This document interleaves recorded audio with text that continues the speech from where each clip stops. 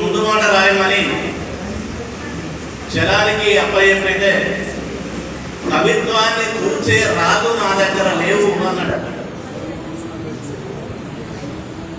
అంటే శ్రీశ్రీ అన్నాడట, అనుభవించి పలవరించు అన్నాడు. కవిత్వము అనుభవించేదే ఎక్కువ ఉంటుంది. అది హృదయ సంబంధం. మెదడుకు చెప్పిన వ్యాసం కావచ్చు, కథ కావచ్చు, నవల కావచ్చు. దాంట్లో కథలో నవలలో కూడా దాంట్లో మెదడు పనిచేస్తే మళ్ళీ అది సాహిత్యం ప్రక్రియ మారిపోతుంది. హృదయ నివేదననే కవిత్వం. అంటే ఏ ఆర్ట్ ఫామ్ అయినా తీసుకున్నా హృదయ నివేదననే జరుగుతుంది. మనకు భాస్కర్ సారు పండిత కవి. వాస్తవం నేను నంది ఉన్నాడు కాబట్టి సంస్కృతం గురించి సంస్కృత కొటేషన్స్ కొట్టే సాహసం చెయ్యని ధైర్యంగా మాట్లాడతాను. 5, 6,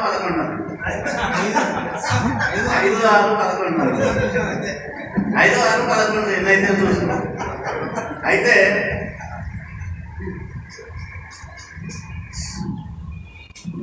నేను కవిత చదివే ముందు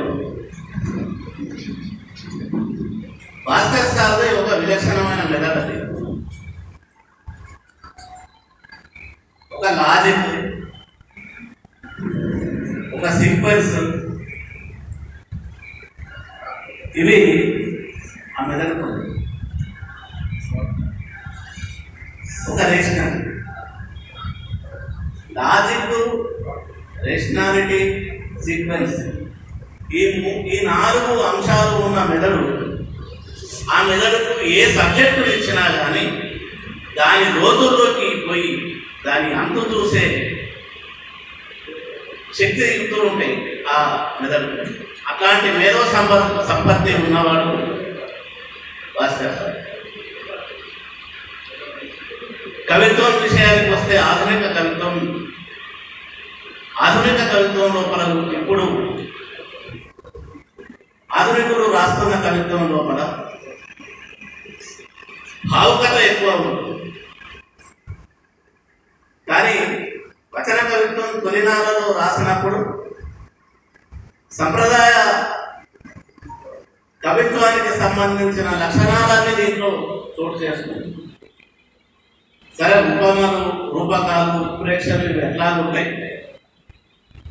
భాషా సౌందర్యం ఉంటుంది, శబ్దాలంకారాలు ఉంటాయి. ఇందాక వేముల సత్యనారాయణ సార్ అన్నట్టు యమకాలు, విపరీతమైన యమకాలు ఉంటాయి. భాషతోని కాదు, భాషనే బంతిగాడతాడు సార్. భాషను బంతిగాడతాడు. ఒక రకంగా చెప్పాలి, వ్యవసాయ కుటుంబంలో పుట్టినవాడు, గ్రామీణ నాగరికత నుంచి వచ్చినవాడు, వ్యవసాయ నాగరికత నుంచి వచ్చినవాడు. కాబట్టి ఒక ఉపాధ్యాయుడికి నాకు రవా శ్రీహరి గారు పాఠాలు చెప్పేటప్పుడు దీనికి ఈ పదానికి, ఈ శబ్దానికి ఇంకా ఏముంది, అచ్చతెలుగు ఏముంది, సంస్కృతం ఏముంది, ఇంకే భాషలో ఏముంది అని వెతికేవారు. అట్లాగే భాస్కర్ సార్ కూడా ఇటీవల రాసిన తెలుగు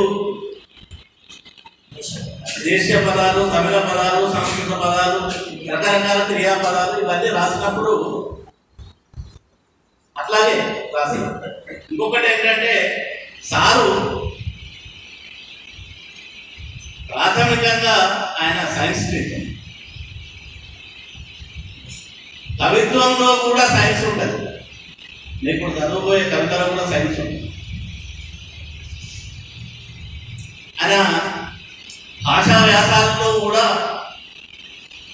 అది ఉంటుంది. అంటే భాస్కర్ సార్ ముద్ర ఏంటి అని అంటే ఇది అని చెప్పడానికి నేను ఇదంతా చెప్తాను. ఇంతకంటే ఎక్కువ నేను చెప్పడం బాగుండదు. నేరుగా కవిత చదువుతాను.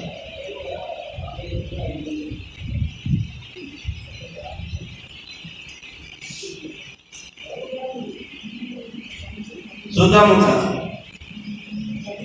ఈ దీపం వెలుతురులో ఎందరో డాక్టర్లు, ఇంజనీర్లు అయ్యారు. ఈ కాంతి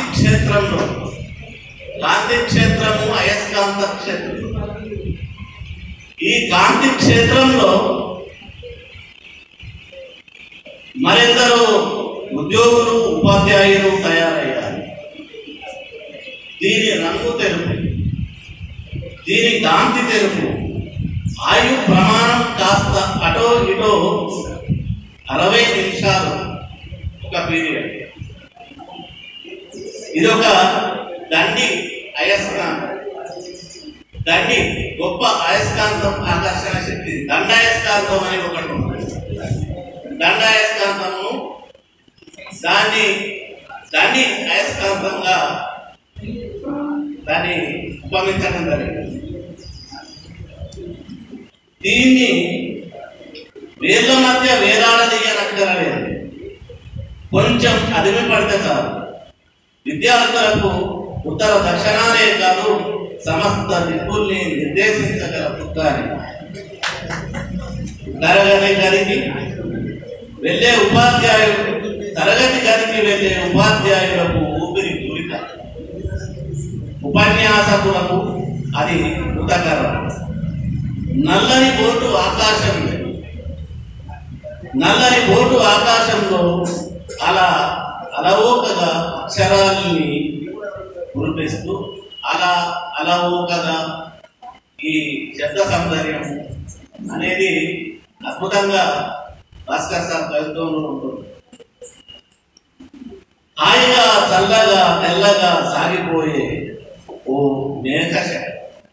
హాయిగా చల్లగా తెల్లగా సాగిపోయే ఓ మేఘశ.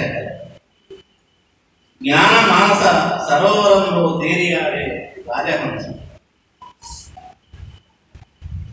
తన దేహం నిలువెల్లా ముక్కలు తెగిపడుతున్న తనువులోని అణువణువు క్షణం నీడరాలిపోతున్న ఆత్మ బలిదానం తప్ప అన్యమెరుగని త్యాగశీలి. కదలని బోటు ఇరుసుపై కదిలే శీల.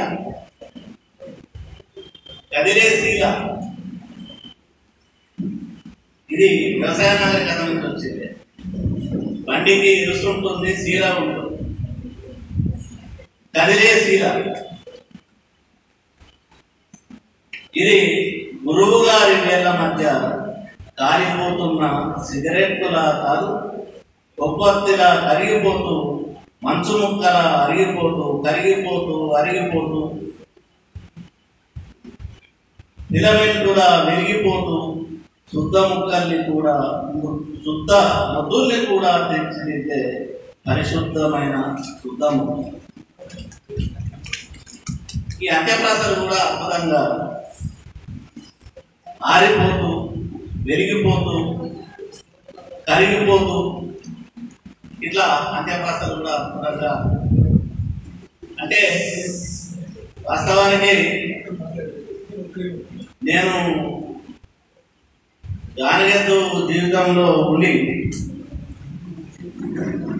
ఒక అడ్మినిస్ట్రేటర్గా ఉండి ఉద్యోగం చేస్తున్న కాలం లోపల నాకు ఫైల్లో పెనుభూతం తప్ప నాకు ఏ భూతాలు కనబడలేదు. తర్వాత కవిత్వం అనే భూతం కనబడ్డది. అందులో శుద్ధముఖ అనే పెనుభూతం ఒకటి కనబడ్డది. ఈ శుద్ధముఖ బాగా చదివిన తర్వాత, ఆదరింపు చేసుకున్న తర్వాత నేను కవిత్వం రాయడం అనేది మొదలుపెట్టిన. సార్ ఎట్లా రాయాలి కవిత్వం అని అంటే, ఏమైనా చదివితే అదే వస్తుంది అని అన్నాడు సార్. నిజంగానే కవిత్వం రాయడం మొదలుపెట్టిన ఈ అవకాశం ఇచ్చిన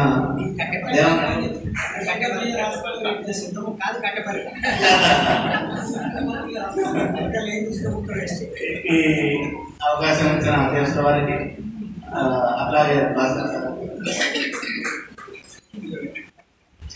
ధన్యవాదాలు.